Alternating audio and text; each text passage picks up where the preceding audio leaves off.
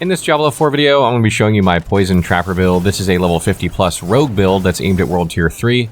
Specializes in the use of poison and traps with a little bit of frost mixed in.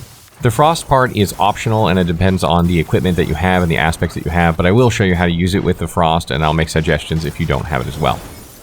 So first, let's talk about the core skill we use for this build. This is Flurry. This is an imbuable cutthroat skill that hits in front of you in a cone sort of 4 times rapidly, and it's going to heal you for 1% of your max life if you hit into crowd control enemies or vulnerable enemies, so you want to make sure you're hitting into those if possible. Additionally, we've taken the upgrade here that makes it so that if you hit a vulnerable enemy with Flurry, any other enemies that it hits will become vulnerable as well. So there's a big focus on vulnerability in this build, and you want to make sure that you're always attacking vulnerable enemies if possible, spreading that vulnerable status effect around, making enemies take way more damage from you.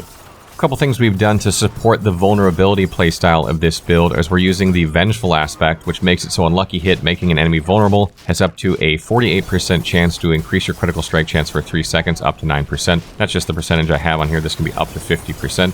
So you're going to get 9% critical strike chance from this very, very easily, and that's going to help boost your damage. Another thing reinforcing this is the Grasp of Shadow unique gloves. This makes it so unlucky hit damaging a vulnerable enemy with a marksman or cutthroat skill has up to a 30% chance to summon a shadow clone that mimics your attacks. So you're going to get regular extra flurries from this when you're doing this, drastically boosting your damage.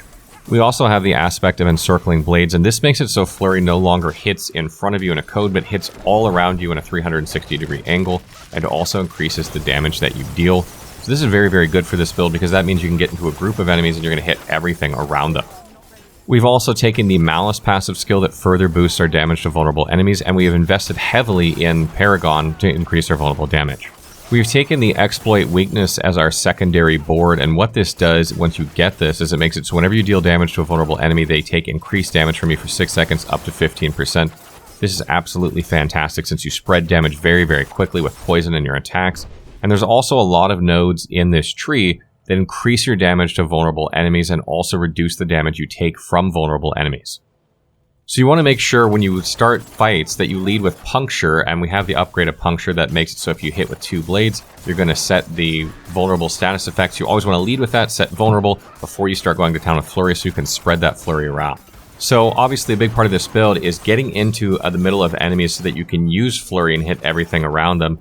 And the best way to do this is get their attention, then hit the Concealment skill. And what this does is this makes you go into stealth for 4 seconds. It's going to make you unstoppable, make you move much, much quicker, even though we already have a lot of movement speed in this build. And it's going to make it, since we've taken the Subverting Stealth upgrade, so that the skill that you use to break stealth, because once you use a skill, it's going to break stealth, is going to make vulnerable on anything it hits. So when you hit with Flurry, put vulnerable on everything all around you, which means they're going to take increased damage from you. They're going to get the extra passive boost that we have. You're going to gain health from hitting them. You're going to trigger other things, and you're also going to take reduced damage from them. So this is really, really good. And one of the things that you're going to trigger here is the Victimize key passive that says lucky hit dealing direct damage to a vulnerable enemy has a 30% chance to cause an explosion, dealing 23% original damage to them and surrounding enemies. So this is going to spread damage like crazy. It's because everything around you is vulnerable when you hit, and because Flurry makes everything vulnerable again when it hits, everything's going to stay vulnerable around you as long as you're attacking with Flurry. All these explosions are going to go off, and you're going to heal yourself because of the legendary aspect. And the legendary aspect for this is the Cruel Sustenance aspect. This makes it so the explosions from the Victimize key passive, heal you for each enemy damaged up to a maximum of health. And since these are just going to be constantly going off, you're going to be constantly healing yourself up, which really makes you survivable between the healing you get from Flurry anyway, and from this, you're just very, very hard to kill because you have constant healing. So the best thing you can do is stay in the pack of enemies and keep spamming Flurry as long as you can, because this is actually going to heal you up. And this leads me to the next part of this build, which is actually the Trapper part. You're probably wondering, Cass, why is this a Trapper build? You haven't mentioned anything about that. Well, we have Poison Trap in the build. That's not really what makes this a Trapper build. We actually have the legendary aspect, Infiltrator's aspect, and what this does is it makes it so that Poison Trap no longer breaks stealth and triggers no cooldown or arm time while you are in stealth. So all the poison traps that you activate when you use Concealment, which is up to 4 of them, aren't going to break stealth. So you can get them all down real quick. It's going to add a longer cooldown, but that doesn't matter. You just want the damage. You drop 4 traps down, and then you hit with Flurry, and everything around you goes down with those traps, gets poisoned like crazy because your traps are like maxed out, and you're just pummeling everything with explosions while they just got knocked down on the ground and they can't do anything, so they're crowd controlled. You're going to take extra damage from vulnerability and crowd control, and they just get absolutely demolished. Anytime you see a deadly pack of enemies, you want to hit concealment, go drop your traps, pop your poison infusion or poison imbuement if you haven't already, and then start spamming it as soon as your traps are down, and then hit it again if you had already pre-buffed with it, which is what I recommend doing. And then, if everything is still not dead, which sometimes it's not, you're going to use your ultimate. Which is, of course, Shadow Clone here, which is going to mimic your attack. So if you're hitting with Flurry and everything, it's going to hit everything with Flurry with you. But what's great about using your ultimate as well is it refreshes your cooldowns, which means you can pop Concealment again, and then drop 4 more poison traps again. And remember that Concealment can break you out of, crowd control. So if you get in a bad situation, pop Concealment and you're good. Or you can use your ultimate, pop Concealment, and you're good. So these are ways you can do it, and that's a great way to spam damage. And then you not only have extra traps coming down, but you have the extra damage from your Shadow Clone, and that usually just wipes out anything on the screen. We have a lot of movement speed with this build in order to make it so that you can move around quickly, get positioned quickly, dodge in and out of combat, kind of the rogue style. You're going to sit in there and spam everything with Flurry, but you're also going to be moving around a lot, dropping those traps all over the place. You have very good movement speed. You're going to be having good clear speed because your movement speed is very good. So that's a big part of this build as well, and we have a lot of that. So another aspect of this build is energy management. Because Flurry just consumes so much energy, we have very high attack speed, and it's just going to, fly off out of energy really, really quickly. You don't want to be stuck there not doing any damage. We have a really important aspect, which is the aspect of the Umbral here, and this makes it so when you crowd control an enemy, you're going to gain back a ton of energy, and you do this constantly by using your traps, but also because we're using a special unique item here. And this is Penitent Greaves, and this brings me to the ice portion of this build, which is kind of optional. You don't have to do this. You don't have to factor ice into this. You don't have really any skill points invested into ice, except for a few into the passive that increases your damage into, chilled and frozen enemies.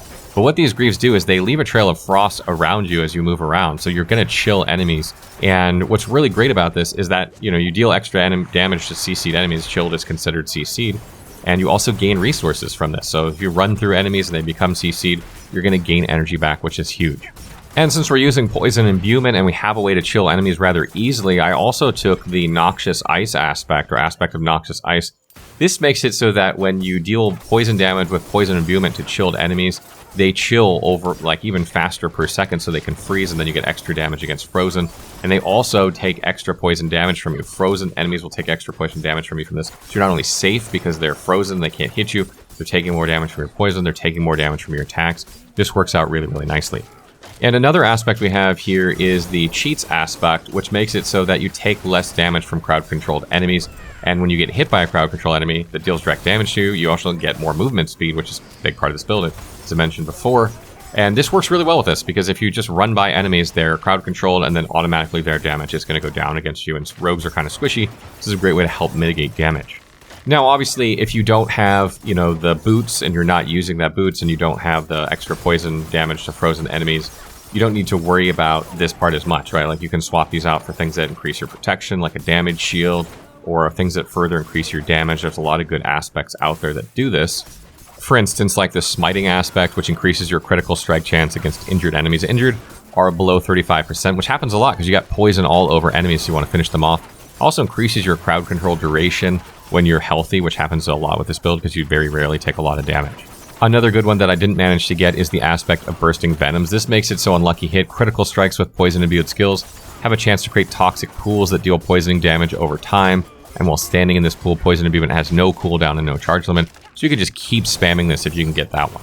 Another good one is Aspect of Corruption, which makes it so your imbuement skills have up to 40% increased potency against vulnerable enemies. Again, all enemies here are vulnerable pretty much that we're fighting, so this is very, very good here too.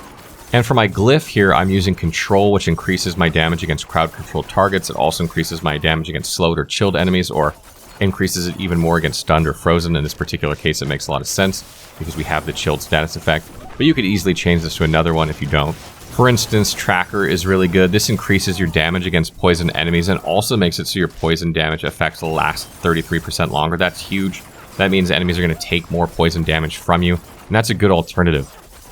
So other than that, bonuses you want to focus on are obviously to vulnerable damage. You put vulnerable on everything with this build, so if you can find vulnerable on your weapon, on all of your weapons, if you can have vulnerable damage, that's good. Damage to crowd control, damage to close, everything that's close, damage to injured. Enemies are constantly injured. You want to finish them off with this really, really quickly. So all those things are really, really good for this build. You want to look out for those if possible.